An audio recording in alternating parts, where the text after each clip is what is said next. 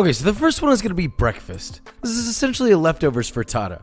So you're going to need 1 dozen eggs, yes, a whole thing, half a cup or 120 milliliters of whole milk, salt and pepper to taste, give it a little whisk, and then in a 10-inch non-stick pan, you're going to add 2 tablespoons or 24 grams of unsalted butter, bring that up over medium heat until it's melty and boobly, pour in your eggs, and then begin stirring and cooking. Now, once they begin to pull from the bottom, you're going to add 1 cup or 120 grams of grated cheese. I did a couple different ones, manchego, cheddar, you name it. And about a cup of cooked vegetables of your choice.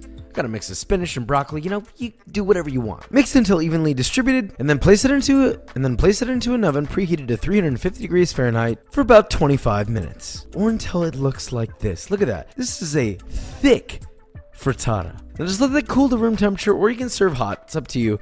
You do serve food like that to people? Do you think that I'm doing this in a serious way? The answer's no. Now here's a little price breakdown for you. This puts the total cost at $12.50, so that means that each serving is like $1.50. It's a good deal. You can serve it room temp, you can serve it hot, you can serve it cold, just whatever floats your boat. There's no wrong way to serve it, really. Serve it with maybe some avocado or some toast. Just go to town. This keeps really well in the fridge too. Toss this into a baggie or whatever storage container into your fridge and have ultra easy breakfast. Just make some toast, microwave one of these, and you're good to go. Okay, so whoa, get out of here. Extremely easy to make. Bag, take it with you to work. You see what I'm saying? This goes everywhere. This can go everywhere. Whoa, well, not off the plate though. Next up is the meal that I skip 8 times out of 10, lunch. And these are pretty much all the ingredients you're gonna need aside from some basics. In a medium-sized pot, squeeze out a 12-ounce sausage link of chorizo. Yeah, you like that? Yeah. Into the pot. Begin cooking that over medium heat until all the pork is cooked and you start to get some browning. Then you're gonna add 3/4 of a teaspoon or 2 grams of red pepper spicy boys and 4 cloves of sliced garlic. Give that a little stir and continue cooking until fragrant. Then add half a cup or 120 milliliters of filtered water. Cook that down a little bit until it starts to look a little bit homogeneous. Then add a 17.6 ounce or 500 gram carton of crushed tomatoes. Season that with a little bit of salt and pepper to taste. Give a little stir and let that simmer for 10 minutes. Oh, and optionally during that simmering process, you could totally add a sprig of thyme or whatever herb you like. Okay, so once that's simmered, French people are having an aneurysm right now. You're gonna add 3 cups or 75 grams of baby spinach. Just let that sit in there until it wilts, followed by 2 cans of white navy beans. And then you're just gonna let that sit in there until everything's nice and heated through, and that's it. That's the beans, bro. Before the English people lose their mind. This is basically a beans on toast, but not like English beans on toast. It's just literally beans on toast. Just get a good piece of bread that you like. You can use regular toast, a French baguette like this. Just toast it nicely, hit it with a little bit of butter, and then pour this stuff on top. I also added a little bit of Parmigiano Reggiano and parsley, but that's totally optional. It's delicious without it. Okay, so here's a rough price breakdown. We got the total cost without bread, $10.55. With bread, it's about $15. Total cost per serving is about $2.50 with bread. It's pretty dang good. For the English people who are watching, I apologize. A little Italian, some sort of, it's good. I could charge $14 for this if I wanted to. West of One Industry. I have a whole hell of a lot left. It doesn't have to go on this, it can go on rice. You make it, you package it up and just put it in the fridge.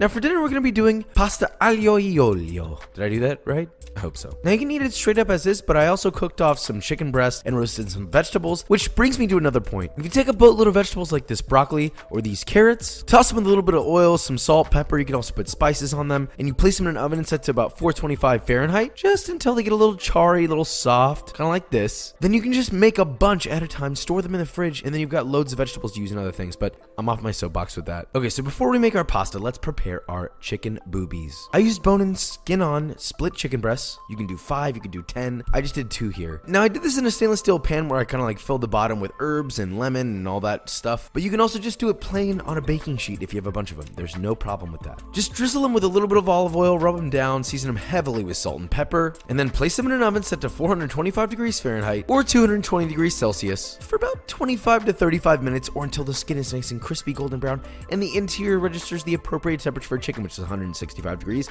Fahrenheit. I usually pull them about 5 degrees early. To make the pasta, bring a medium-sized pot filled about 3/4 of the way up with water to a boil, season heavily with salt, like I want this bit salty. Once it comes to a boil, you're gonna add 1 pound of spaghetti to it. Cook that until al dente. Make sure to reserve about half a cup of the pasta water. And then, well, drain your pasta. Yeah, we know how to do that. Now, in a separate pan, you're gonna add a 1/4 cup plus 2 tablespoons of extra virgin olive oil. Bring it up to heat just until it's hot. Don't get it smoky, just until it's super hot. Then turn the heat off and add 4 cloves of finely chopped garlic, along with half a teaspoon or 1 gram of crushed red pepper flakes.